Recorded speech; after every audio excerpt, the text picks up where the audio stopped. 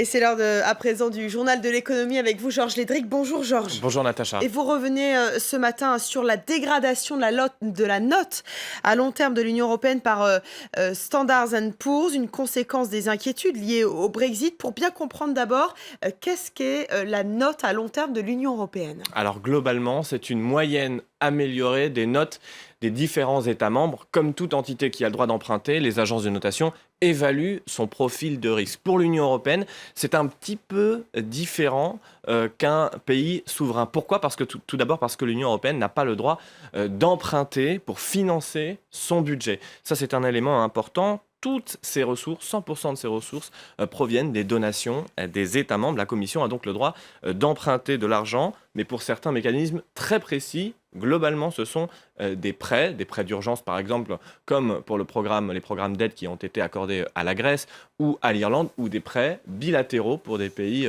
en voie de développement. Est-ce qu'il faut s'inquiéter ? Quelles seront les conséquences de cette dégradation de la note ?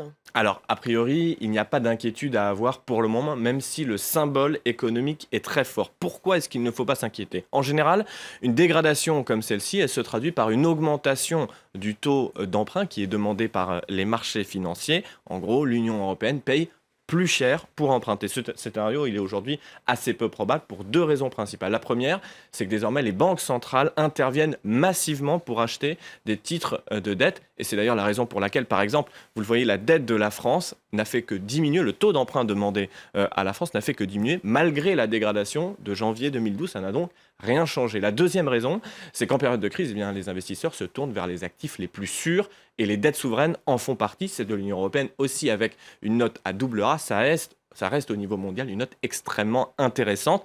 Et vous le voyez notamment sur la dette britannique à 10 ans. Là aussi, après le Brexit, quelques jours après le Brexit, eh bien, le taux d'emprunt, il a chuté parce que tout le monde s'est rué sur ce titre extrêmement sûr. 0,87%, c'est un taux extrêmement bas.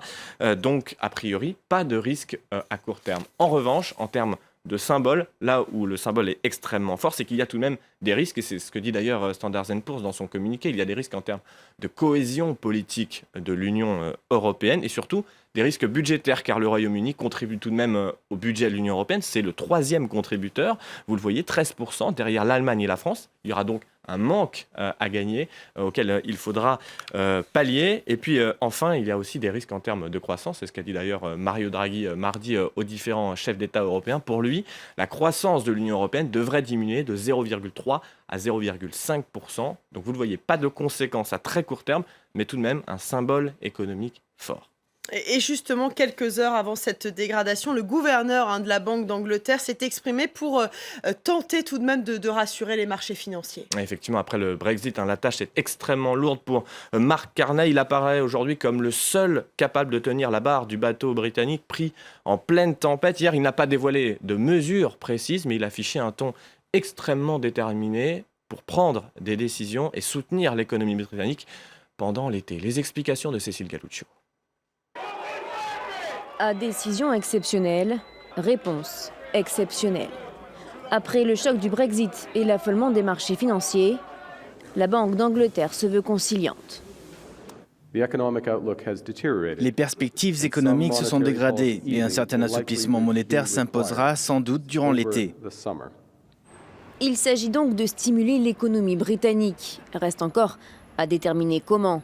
Réduction des taux de la Banque centrale, renforcement du programme de rachat d'actifs, des possibilités qui seraient déjà dans les tuyaux. En août, nous discuterons également de la gamme complète d'instruments pour permettre cette stimulation nécessaire. Une gamme complète d'instruments qui sont à notre disposition. Première évaluation de la situation le 14 juillet prochain. En attendant, la Banque centrale a réitéré qu'elle se tenait prête à injecter 250 milliards de livres, soit 300 milliards d'euros de fonds additionnels. Mais les risques d'une propagation de l'instabilité monétaire inquiètent. Après avoir dégradé la note du Royaume-Uni, Standard & Poor's s'est attaqué à celle de l'Union européenne, qui ne serait plus aussi sûre pour les investisseurs depuis le Brexit. En tout cas, Georges, du côté des marchés financiers, on a l'air d'apprécier la détermination de Marc Carney. Effectivement, le rebond se poursuit sur toutes les places asiatiques ce vendredi, malgré les mauvais chiffres de l'industrie chinoise. C'est tout de même une performance. Vous voyez le Nikkei en hausse de 0,79%. La bourse de Hong Kong qui est, elle, fermée. Du côté de la livre sterling, en revanche, cet afflux d'argent qui a été promis par Marc Carney pénalise d'abord la monnaie britannique. Elle s'est tout de même légèrement redressée dans la nuit. Mais voilà, cette livre sterling qui continue tout de même à afficher un taux de change relativement faible par rapport au dollar, 1,33 $. Et puis à Wall Street, là aussi, on a vécu un net rebond, la troisième séance consécutive de hausse. Vous voyez le Dow Jones en hausse de 1,33%. Et à noter cette offre de rachat de Mondelez pour Hershey, les chocolatiers Hershey, pour créer le numéro 1 mondial de la chocolaterie devant Mars. Cette offre qui a été pour l'instant rejetée par le conseil d'administration du chocolatier Hershey's. Affaire à suivre. Donc, merci beaucoup, Georges Lédric, pour ce journal de l'économie.